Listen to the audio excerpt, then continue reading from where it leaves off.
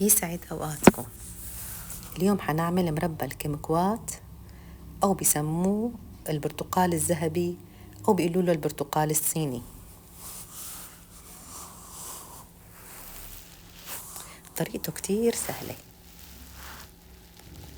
مكونات: كوبين مي،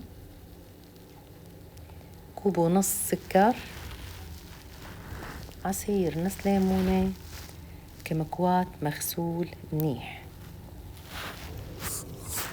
هلأ أول شي رح ثقب الكمكوات بالشوكة من الجهتين.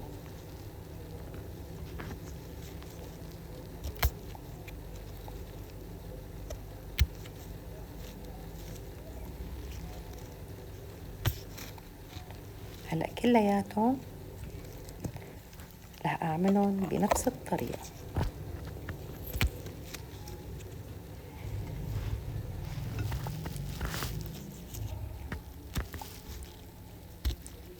وهيك بعد ما خلصتهم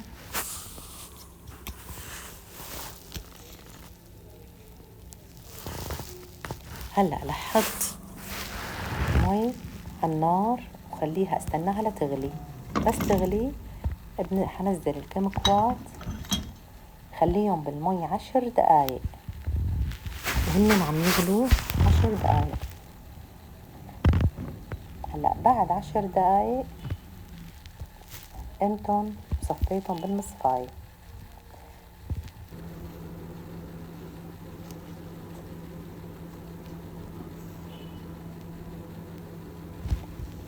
هلأ المرة الثانية كمان سخنت مية من جديد وبنزلهم مرة ثانية، وكمان رح خليهم 10 دقايق. هلأ رجعت صفيتهم بالمصفاية وعم حط القطر، كوبين مي وكوب ونص سكر.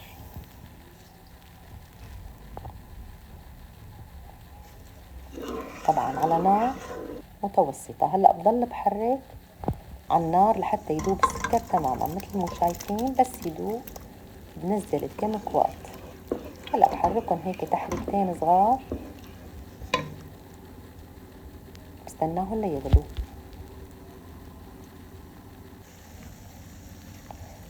هلأ شايفين بلشوا يغلوا.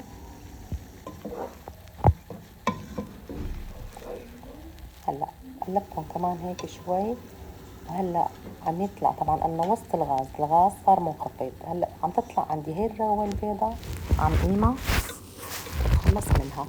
هاي الرغوة ما بيصير تضل، لأنه يعني بتنزعلي المربى، ممكن يسكر معي.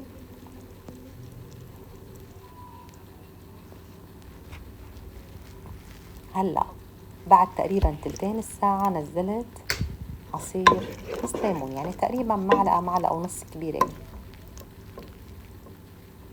هلأ شوفوا مستوى المي والسكر، يعني القطر اللي صار عندي خف نزل. هلأ كمان حاستنى شوي ليتعقد ويركز القطر، اطفي عنه. هلأ أنا هون طفيت عنه واستنيته لبرد ليبرد تمام بسكبه. هلأ بعد ما برد تمام شوفوا لي على هالمنظر كتير طيب. إن شاء الله ينال إعجابكم، وألف صحة وهنا.